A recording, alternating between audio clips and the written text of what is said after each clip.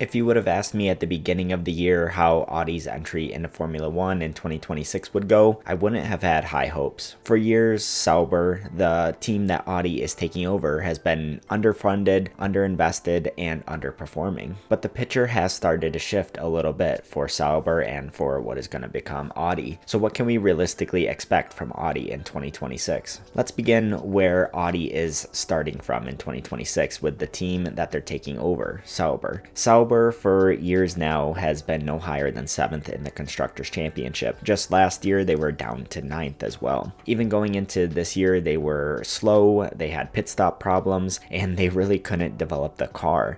Their early season form really made all of that pretty obvious. The outlook of any near-term success for Audi was looking pretty bleak. A once great, small, independent team in the form of Sauber has become a small fish in an ocean of absolute sharks in Formula One. They've been one of the smallest teams for a long time now, and they haven't had the funding like some of the big teams like Red Bull, Mercedes, Ferrari have had. With Audi stepping in 2026, it's going to take a lot of time, energy, and resources to turn this team around. The beginning of the year proved to be quite challenging for Sauber, and it led a lot of people, including myself, to be a little worried for the Audi project in 2026. But around mid-season and a little bit before then, they made some significant management changes, and that has kind of made the tide turn a little bit amongst other things. Mattia Binotto came in to lead the F1 project, and his role encompasses a more general role than what he had at Ferrari. He'll be overseeing the chassis at Hinwell and the power unit at Neuberg. His signing did feel like a pretty great signing for Audi, even if his team principal stint at Ferrari didn't end particularly well. As with other signings, it did feel a little late for him to come into the fold to have a major impact on 2026. Jonathan Wheatley, who I think is probably an even bigger signing than Mattia Binotto, joined as team principal in April of 2025, so even more recently than Mattia Binotto. He brings a tremendous amount of experience from Red Bull, and he was a really great signing for the Audi project. Again, however, it was a pretty late signing, so it's going to be tough for him to have a ton of impact on 2026. The real big shift in the perception of Audi coming in 2026 was their on-track wake-up call at Spain when they put a pretty big upgrade on the car. Hülkenberg snagged a shock podium at Silverstone shortly after the upgrade, and rookie Gabriel Bortoleto started shining with points and stronger Sundays on a more consistent basis. Sauber suddenly looked like a proper midfield team again. At the beginning of the year, turning Sauber around felt like an insurmountable task for Audi. After Spain, it does feel like there is a bit of a light at the end of the tunnel, or at least a glimmer of hope for them. A shock podium and semi-regular points mean Audi isn't starting from zero anymore. There's real progress and momentum to build on with continuing investment that they'll be pouring into that team. They're still hiring new staff and getting new equipment, so it feels like the ceiling is only growing, and crucially, it feels the floor has risen with it. While things are looking a little more promising for Audi going into 2026, there are some constraints that Audi just can't get over. One of the challenges for them is that they can't just throw heaps and heaps of money at this like the teams did pre-budget cap era. They are limited to how much they can spend on the car and the development of the new power unit. So even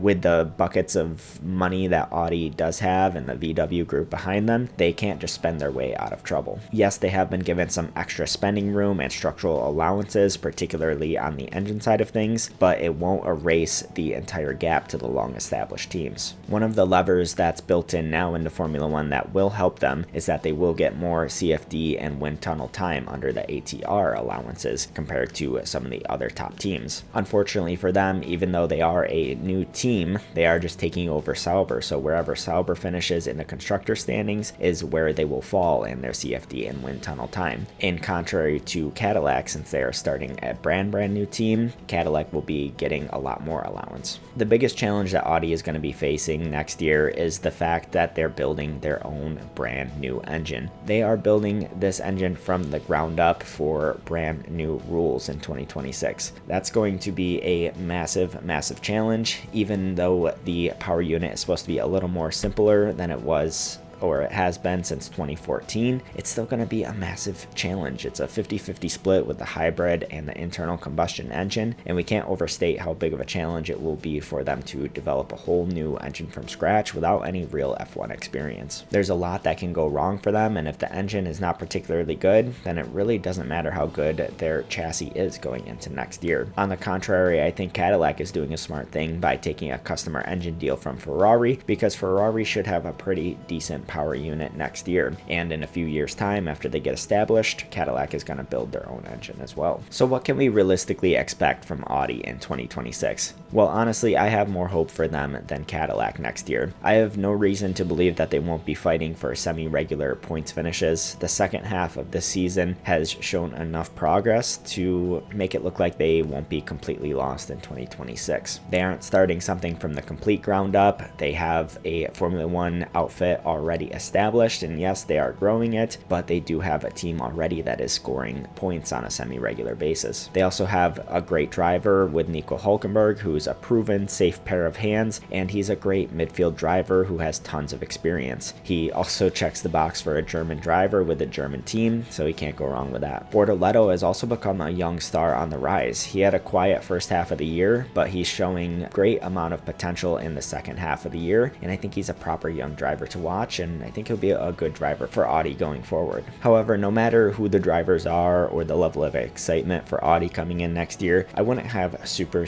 high hopes. I certainly wouldn't expect podiums out of them in 2026, at least certainly not by merit, and wins still feel like they are a few years away. Because of the still low base that they are coming from and the lack of recent top tier results they're starting from, I think semi-regular points finishes would be a good result for Audi in year one, especially as the brand new Audi power unit starts next year. That said, Audi is a big iconic brand. Once the baseline is set, expectations will rise fast, and the midfield forever won't be acceptable. They also won't want another German car brand like Mercedes to be beating them on track. So compared to where Sauber was starting the year at, I think they're on a positive trajectory. They've got some solid leadership in place, they've made visible on-track gains, and all of their facilities and staff are still ramping up. I think for 2026, consistent Q2 pace, points on a semi-regular basis, and hopefully having some good reliability with the power unit, or at least a respectable power unit, will be a good base to start from. So what do you think about Audi joining Formula One next year? Are you excited for a new brand to come into the world of Formula One? How well do you think they're going to perform? Let me know what you think down in the comments below. Also, if you like this video, hit that like button and hit that subscribe button if you want to see more F1 content.